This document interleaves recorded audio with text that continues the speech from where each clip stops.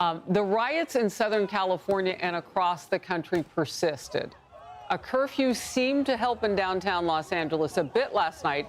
However, rioters still attacked police for 6 straight nights, so there were clashes there. The feud between President Trump and California's Governor Gavin Newsom is on full blast. Newsom just doesn't get the message that he should be advocating for his people and safety and protecting all these businesses. But we know he's not doing that. He's going after Trump. Today, a federal judge will hear arguments on Newsom's attempt to stop the National Guard from being deployed to Los Angeles as the president did. Necessarily so. Trump is not backing down from that fight. What we have is a situation in Los Angeles that was caused by gross incompetence. They didn't have the police to handle it. The police were asking us to come in. They were very late. While we were there, we stayed there, and we stopped tremendous destruction and death. We stopped the deaths. We stopped a lot. We are going to have law and order in our country. Okay, this started as a press against immigration, customs, and enforcement agents out getting illegal aliens, particularly those who had committed the most egregious and violent crimes. So that's how the anti-ICE portion of this chaos started. It has now morphed into things that are violent by some of these rioters, and it's spreading beyond Southern California.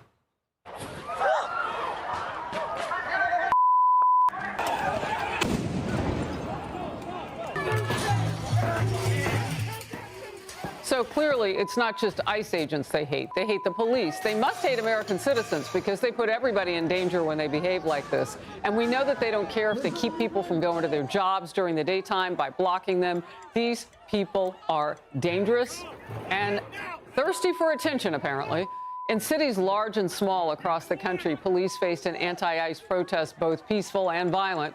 The mayor of Spokane, Washington, was forced to declare a state of emergency because of all of it, and police arrested some 30 people there. Already across the country, though, there have been hundreds arrested. Since the Los Angeles riots began, it's been 1 week today, so the 7th day we enter now. The nationwide unrest has exploded in that time, and the White House says this will not stop the president from working to protect Americans. Let this be an unequivocal message to left-wing radicals in other parts of the country who are thinking about copycatting the violence in an effort to stop this administration's mass deportation efforts. You will not succeed. Any lawlessness will only strengthen this president's resolve to defend the majority of Americans who want to live their lives peacefully, free from the fear of violent, criminal, illegal aliens. Senior White House correspondent Peter Doocy is in the East Room, where he will hear from the president. Peter.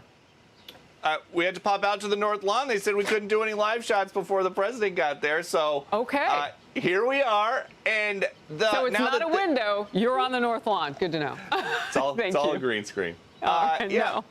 But now that the driver in California who allegedly dropped off those so-called bionic masks to rioters to use during a riot has been arrested, there are folks here at the top of the chain of command of government who want to know if there are shadowy anti-government folks bankrolling violence. They're probably paid, many of them, as you know. They're professionals. When you see them chopping up concrete, because the bricks got captured, they're chopping up concrete and they're using that as a weapon. That's pretty bad. Taking a cue from her boss, the director of national intelligence is already reviewing open source intel. We've seen, the ads put up on Craigslist offering people thousands of dollars a week to go out and conduct these violent and dangerous riots in the streets of not only Los Angeles, but we saw earlier in Chicago and New York and other cities across the country. And ultimately, again, what the Democrats are advocating for is this continued lawlessness on our streets. But Democratic lawmakers in California claim it doesn't matter who's paying the protesters, if that's even happening, because they claim this was always the way it was going to turn out, no matter what. He was planning on this for months. This is something that I believe they were thinking about the minute Immediately after the election, he was already considering this. I have a friend who was a DOD employee on the civilian side. They said that this was one of their fears, that they would federalize National Guard, also look for ways to include active duty Marines, which is extremely, extremely dangerous. We have no evidence of that. President Trump has not said that. He has said that he does not plan to pull the National Guard from California until his team believes it's safe. Harris. Well, apparently when you're incompetent at your jobs, you need a boogeyman to take the fall. Sounds like that's what Newsom and others are trying to do. Peter Doocy, when you go back inside of the East Room, the president will be there and we'll join you then. Thank you. The Washington Examiner with a new editorial titled, Gavin Newsom's Big Los Angeles Riot Lie. The argument here, Newsom wants to make it appear as if everything was peaceful until Trump ordered the National Guard in. And it asks, how could Trump be responsible for all those cars being burned, tear gas deployed, and rubber bullets shot if it all happened hours before he got involved? It is Newsom and the Democratic Party that are intentionally spreading lies to create fear. Art Del Cueto, Vice President of the Border Patrol Union. Look, Art, you've seen a lot of things in your day. You've patrolled the border. You've seen things get out of hand in different parts of the country. Tell me, what does this look like to you? Just at first glance, was this a movement that was going on before or after Trump? Because they seem to want to argue about that. Look, when you're seeing what they're doing out there and when, you know, from being in contact with the agents directly, these individuals, they had planned that something like this would happen and they were prepared for it. You know, they have strategic locations where they were going to attack. They knew exactly how they were going to do it, up to breaking pieces of concrete and everything like that. So they knew how they were going to move forward. This was something that, you know, they've been wanting to do. They use this as an excuse, and it's shocking to me. Look, Harris, I was shocked when I would see judges that were allowing illegal aliens out the back doors. I was shocked when you had politicians, you know, going out there against ICE agents for doing their jobs. But now to have a governor say, I'm perfectly comfortable with the chaos in my state, don't bring the National Guard, who would not want more help? His entire state is in chaos. Look, let me ask you this, because you're talking about the ramp up during the Biden administration to all of this. And I'm just wondering, do we even have enough information about where some of these most violent illegal aliens are to know when they are planning these things? I mean, they're not like terrorists that we would have been watching that are on a terror watch list, are they? No, they're not, and that's the problem, that during the last 4 years of the Biden administration, we don't know who came into the country. We know the numbers of apprehensions and those that actually directly asked for some type of asylum, but we don't know the number of the gotaways, and you don't know who they were or what their intentions are. But let me say this, look, when you have these many individuals that are in our country destroying, you know, cities, destroying vehicles, destroying businesses, you know, doing all the issues that they're doing on the main streets, burning and attacking, you know, businesses, attacking law enforcement, all the while, Harris, they're flying foreign flags. That is, to me, a terrorist act. That's an invasion, and these individuals should be arrested for domestic terrorism if they're not from this country. If they're not from this country, they need to be deported. But the bottom line is, we need to see some arrests. It started as an immigration issue, but now when they're attacking law enforcement, it's no longer an immigration issue. It is lawlessness, and they all need to be arrested. They need to face consequences and jail time. Look, the Department of Homeland Security is highlighting the worst of the worst that ICE agents have arrested in Los Angeles raids so far. So while this is going on, this is pulling some of these people into the public. So ICE can go get them now because they've come out of the shadows. They're doing damage when they come out, but at least we know that they're there and we can pick them up. The list includes illegal aliens convicted of murder, sex crimes against children, human trafficking, just on the short list. The New York Post cover with, "This is who they protest for," with a picture of an illegal immigrant who was arrested for hurling a Molotov cocktail at police officers. So I refuse to believe that they didn't get some help in some of this, right? We've looked at where did the money flow from, but the organization of it too. Are the cartels involved? I mean, I have a lot of questions. Yeah, look, unfortunately, they need to just continue to make their arrest and see if they can, get some intel off of the individuals that they're arresting. But you're absolutely right. This started as a targeted enforcement for a lot of these individuals that had committed serious crimes, and they had them on the list. But when they went out to detain them, they happened to be living or residing and being around other individuals that were also in the country illegally. You can't ignore that. You have to arrest them. Those are also criminals.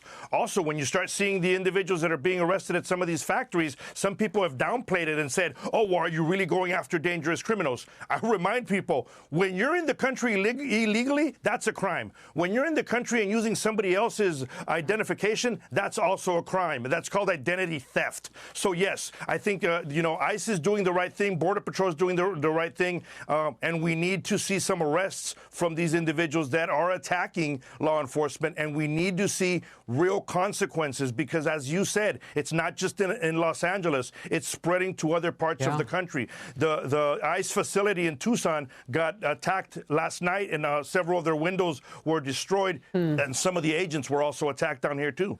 I'm sorry to hear that for those agents. My goodness. And that's an important corridor because up Nogales through Tucson, you and I have talked about this because that's our home state. That's where a lot of the fentanyl was coming through across the border. All right, let's move to this. This is something live going on. I can't wait to get you to speak on it. Right now, 3 Democratic governors, J.B. Pritzker, Tim Walz, and Kathy Hochul of here in New York, you know her. They're all trying to defend their state's sanctuary policies before the House Oversight Committee. We have already seen some fireworks from Chairman James Comer. Let's watch. Let me be clear. Sanctuary policies do not protect Americans. They protect criminal, illegal aliens. Minnesota Governor Walz stood at a commencement podium and smeared ICE agents as, quote, Trump modern-day Gestapo. Governor Hochul's sanctuary policies cost taxpayers billions. Governor Pritzker faces lawsuits for obstructing ICE as he turns cities like Chicago into havens for drugs and crime. These governors handcuff law enforcement from doing their jobs, harbor predators, and call it compassion. It's costing lives, hurting Americans, and draining taxpayer money. I want to bring in Art Del Cueto one more time. Art, look, the battle is mighty right now to protect the nation from what we lived through. Millions of people entering illegally into this country. And to do that, you have to go after these sanctuary states and cities. Your reaction to what we just saw? Well, first and foremost, I'm disgusted by politicians that continue to, categorize and compare law enforcement and Border Patrol agents and ICE agents to the Gestapo. That just makes my blood boil, I can tell you right now. Those are my heroes. Why doesn't he come down here and see exactly what they're doing and what they've been doing for several years, putting their lives on the line, getting attacked by cartels and criminals, and he's going to go up there and all he cares about is creating this magnet, because that's what he's doing. He's creating a magnet for more criminals to come into the United States. He's creating a magnet for more attacks on law enforcement. That's the individual it makes my blood boil, Harris, when I hear individuals say something like that. Why doesn't he put out his address and home all these individuals that are coming across? Why doesn't he put them up in his home? That's the thing. They're quick to go up there on their soapbox and say, I'm the caring person. I'm the one that cares, when all the while they're bringing up policies that destroy American values and they destroy American lives. That's all it does. Sanctuary cities, sanctuary policies are nothing but a magnet for criminal behavior. Look, I understand now why people say, and I say it too, I should shout it, the American people know what they're doing when they vote. They get this. November 5th, that guy would have been the vice president of the United States. That guy that you just described and all of those failed policies and how they would have pushed us even further into a crisis, immigration crisis, Americans voted in part on that issue. It was important to them, and they got it right. Art Del Cueto, thank you very much. I appreciate you today.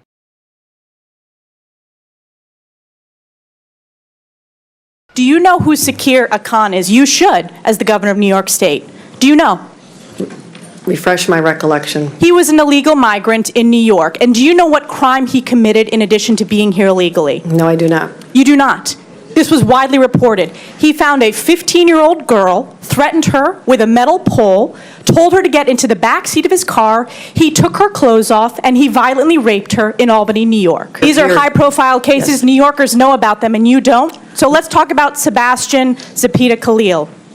Do you know who that is?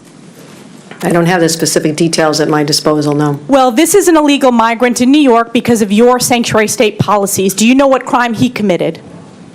I'm not familiar at this moment. I bet you're going to be familiar when I remind you. He found a sleeping woman on the subway, lit her on fire, and burned her alive. This is in Kathy Hochul's New York.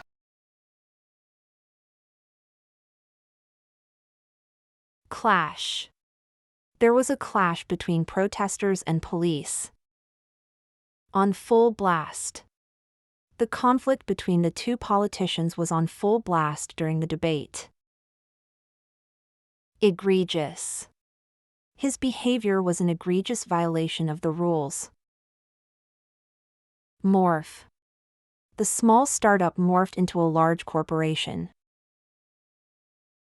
Unequivocal. The evidence was unequivocal and proved his guilt. Resolve. She has the resolve to finish the project on time. Bankrolling.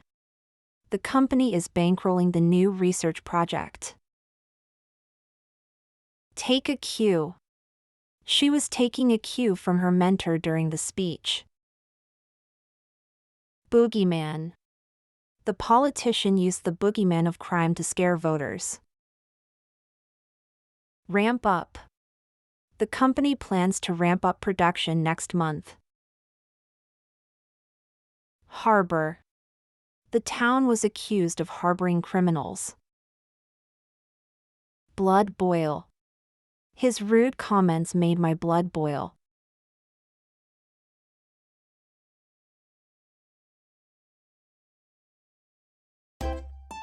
If you enjoy this content, please consider subscribing to my channel to stay up to date with future videos. Thank you for watching.